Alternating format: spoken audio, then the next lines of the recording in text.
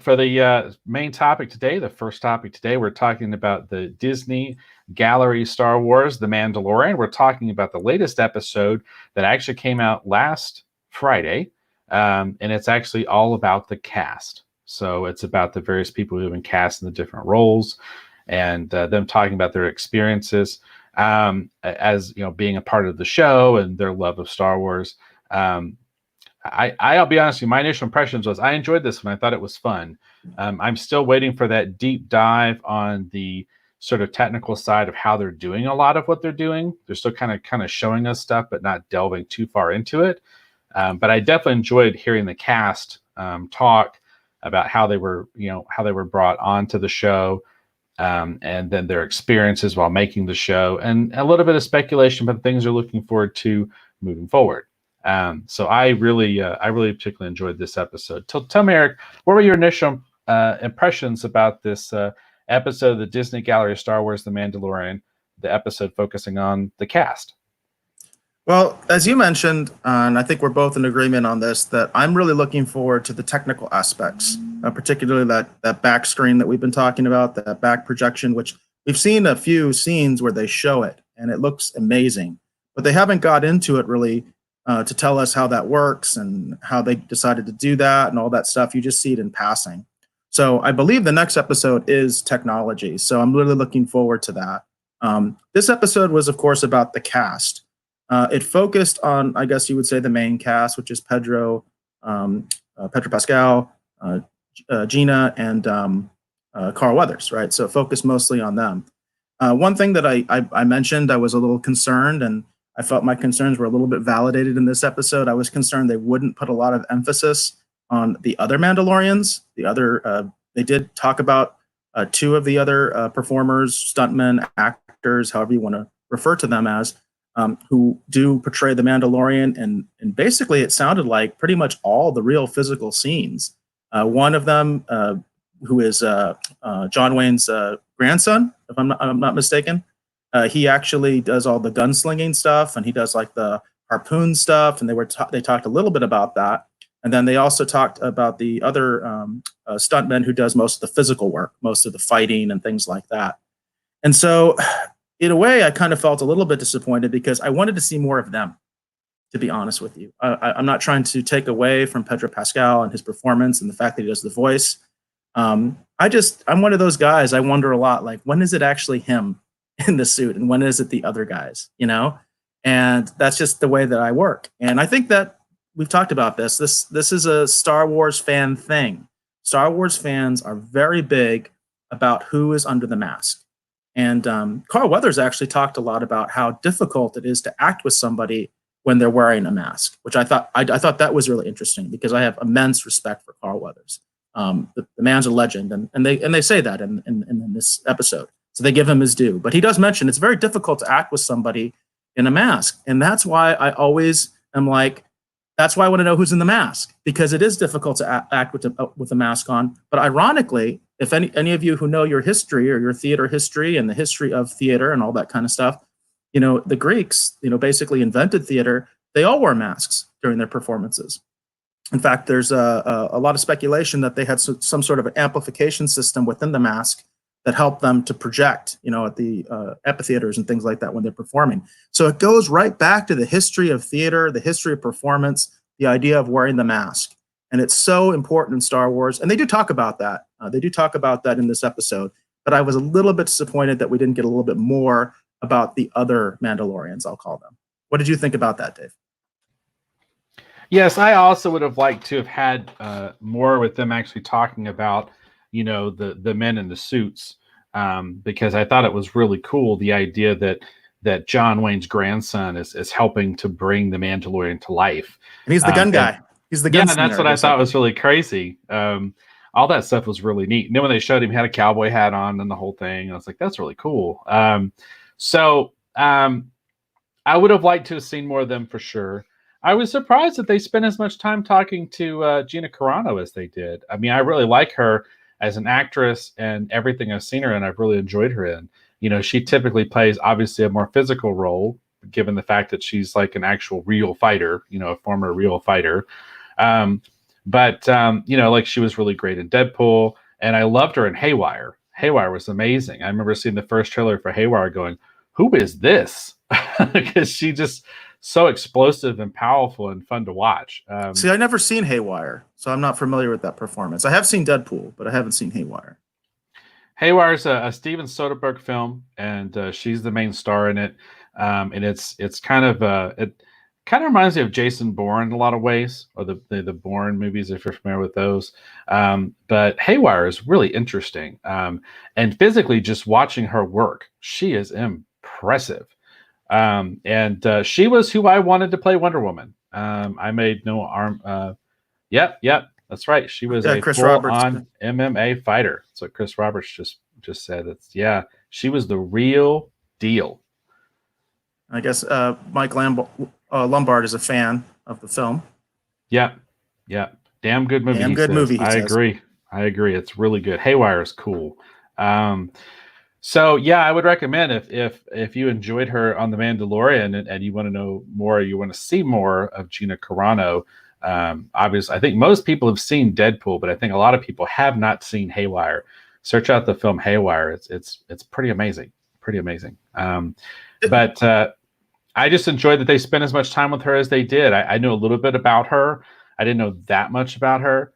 So it's interesting hearing her talk and talk a little bit about process and as far as she's concerned. And it was great hearing them talk with Carl Weathers. And Carl Weathers, he just has so much presence and he's just done so many amazing things as an actor. So it was really cool. I really kind of enjoyed this episode. I'm very much looking forward to the more technical aspects. I'm a process junkie and I do a lot of stuff with CGI and stuff and a lot of the different things I create, except for that new story that's in the magazine. There's no CGI in that at all. That was just all done by hand. No, I mean, I really enjoyed this episode. I didn't know if I'd enjoyed as much as I did, but I had a lot of fun with it. So, did you feel like you got any new insight into the show or anything like that? I don't know that I got any new insight, to be honest. I did find it did help me to connect with the actors and who are playing the different roles. And I mean, I liked all of them before, so I think I just like them a little bit more. You know what I mean? Because you see them more as just how they are normally. But no, I don't think I got a lot of great insight. Now, a lot of the casting news that's been coming out for season 2, that kind of gave me some insight into what they might be getting ready to do. But no, I just enjoyed it. I just genuinely enjoyed it. If you've got a Disney Plus subscription, if you enjoyed The Mandalorian, watch this Disney Galley Mandalorian stuff. It's kind of fun. I just genuinely have been enjoying them. So. Chris Roberts says in regards to Gina, he says she thankfully is also one of the few who have come from the world of professional fighting into acting and have been absolutely amazing in that transition. And Chris, you're right. There are very few MMA fighters that have made that transition. I think of kind of Ronda Rousey as I don't know. Should I be that blunt and say kind of a failure in that regard? But I don't know. Some people may think that her acting is good or whatever. I was actually a big fan of Ronda Rousey, but I know that she's had some criticism about her transition into film. So I think it's difficult. It is difficult for fighters because I think what happens is a lot of them end up being like stunt people or stunt doubles or fight choreographers and things like that. And it's very rare that they're allowed to take center stage. That's kind of also what was my little bit of my issue with the way that they talked about the other performers of The Mandalorian himself, because they do kind of get pushed to the side. So it is unique that she's in that position where she gets to do the physical fighting, a lot of the physical stunt work. I'm sure she has a double as well. They didn't really say that or not, but I'm sure she does. I just have that feeling. They didn't say one way or the other whether she has a double or not. But she does a lot of the physical stuff. Like they mentioned specifically one of the scenes where she literally picked up Pedro Pascal and dragged him. And that was all her, you know what I mean? She just dragged it because she has that physicality to do that. So that was probably something that I thought was interesting. And I do like the fact that you have someone like that gets to be shown and gets to be center stage, because again, so often people in that kind of role, with that kind of background, like I said, they end up being the stunt double, they end up being the fight choreographer. They don't get to be like center stage. And so Right. in that regard, I think that's very, very cool. No, yeah, for sure, for sure. And like I said earlier, she was who I kind of was secretly hoping would play Wonder Woman at some point. Just because now, not the classic version of Wonder Woman, but if you look at the Darwin Cook series, it takes place in the '60s, New Frontier. I think she would make an amazing person to portray that version of Wonder Woman. She just physically, she kind of fits what Darwin Cook was doing with it, and then she had that Wonder Woman has more of a physicality that I think in a lot of the other versions that we've seen of Wonder Woman in the comics, as far as they're concerned. So I would have loved to have seen her play Wonder Woman within that context. I'll be honest, I don't know how I feel about that, but there's some there's some different opinions when it comes to that. But I mean, I know there's a lot of people that do think she would make a great Wonder Woman. You know what I mean? She definitely has the look with the dark hair and things like that.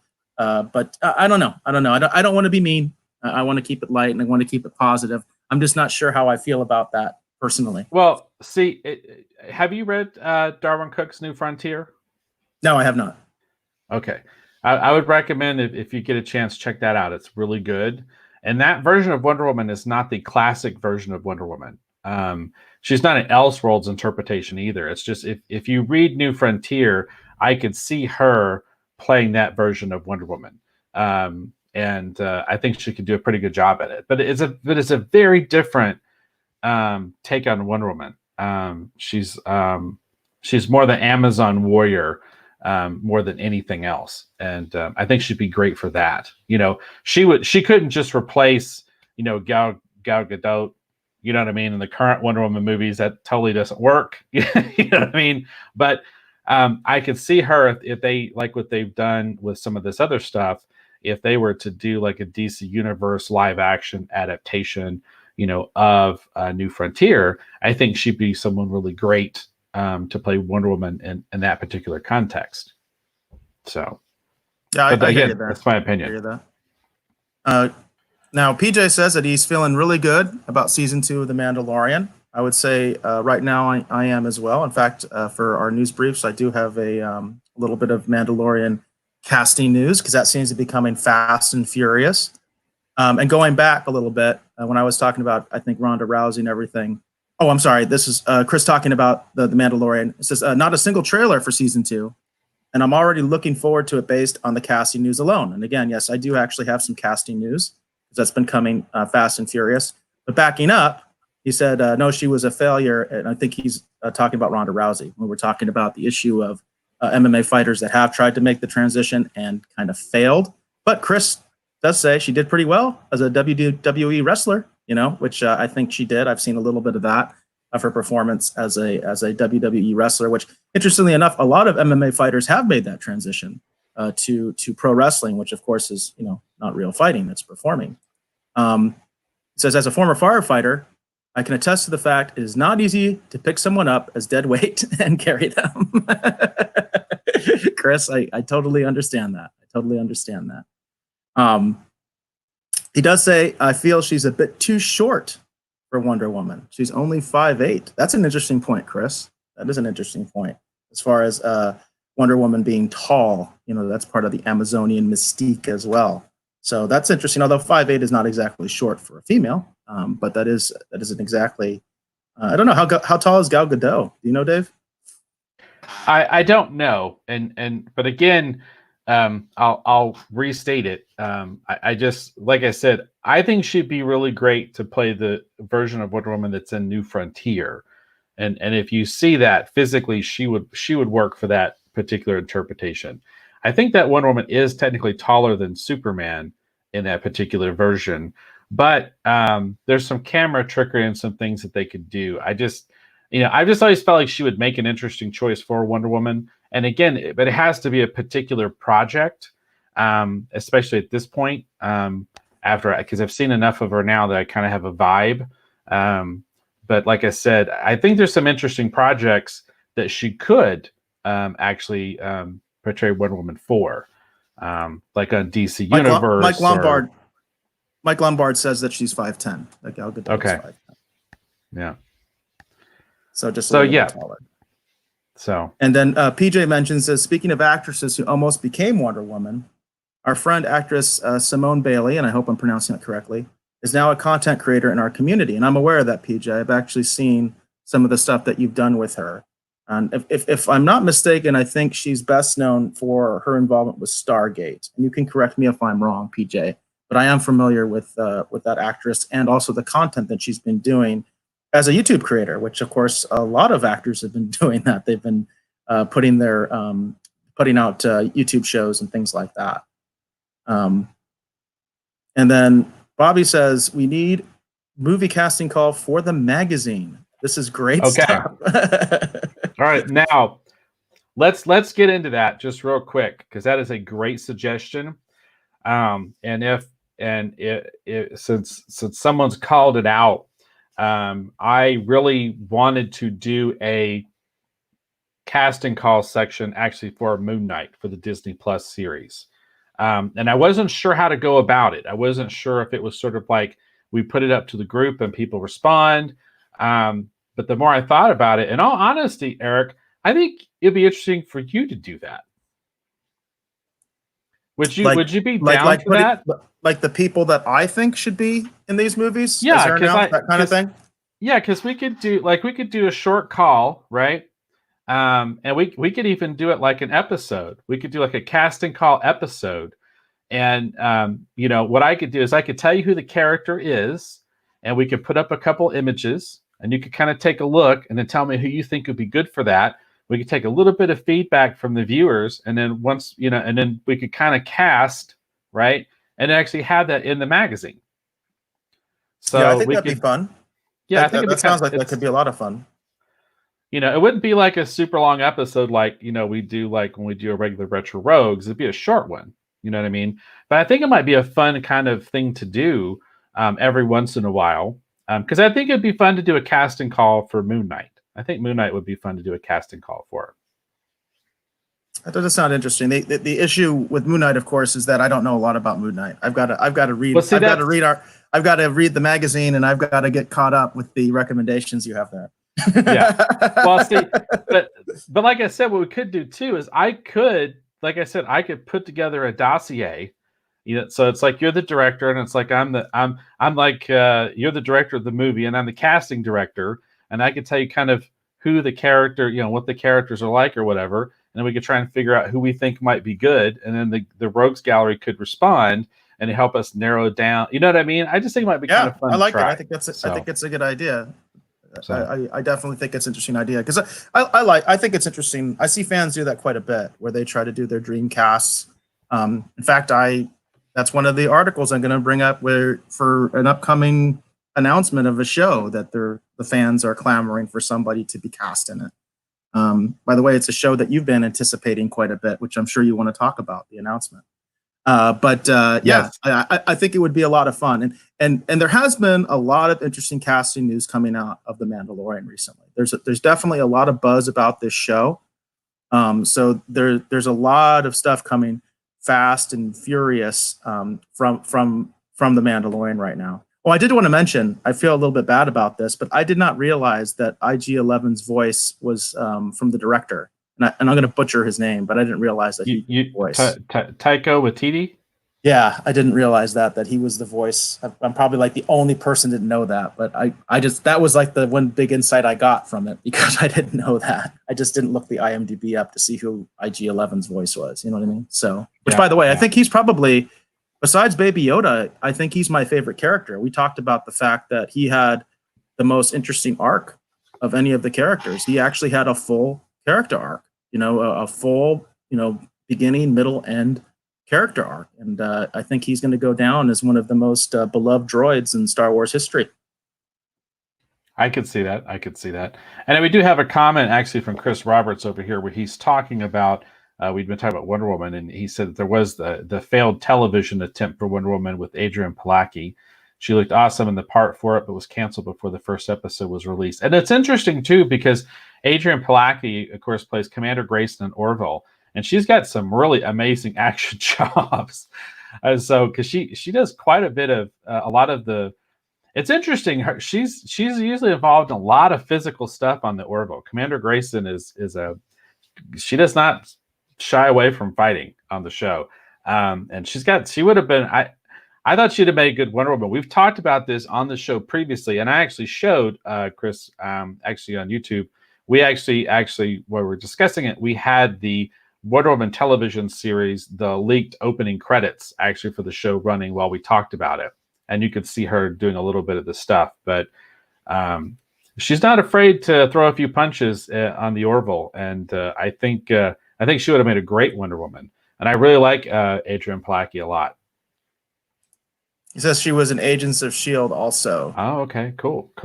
I didn't even realize Agents of S.H.I.E.L.D. was still running. I wanted to bring that up in a past episode. I didn't even know that show was still going because I guess its last season's coming up. And I didn't even know that it was still a show. So that's kind of funny. But yeah, we did talk about the Palacki Wonder Woman. We have a whole segment on that. So please, it's on my channel. I have a clip on it. And if you looked at one of our past episodes, I can't remember which one. You know what the main topics were for that episode? I can't recall off the top of my head. I don't. But on my YouTube, but on my YouTube, which is BassGod14, BassGod14, I have that clip where it's just the clip of us talking about that. So if anybody's interested.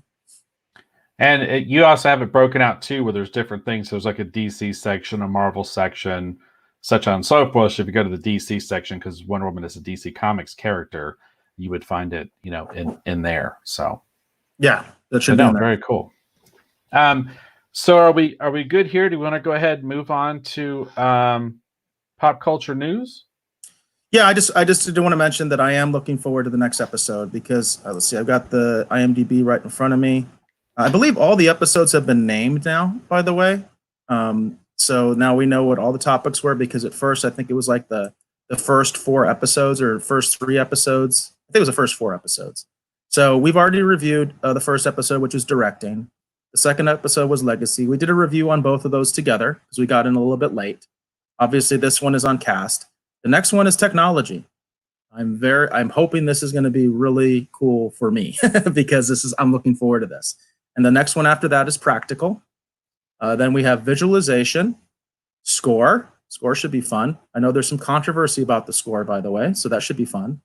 And then the last one's going to be called connections, which I don't know what that means. So we'll see what that means. But I'm looking forward to the next episode, technology. Very cool. Very cool. And like I said, I've been really enjoying these. So if you have a Disney Plus subscription and you're looking for something interesting to watch and you've enjoyed The Mandalorian, these are totally worth watching. They're a lot of fun. So I highly, highly recommend them.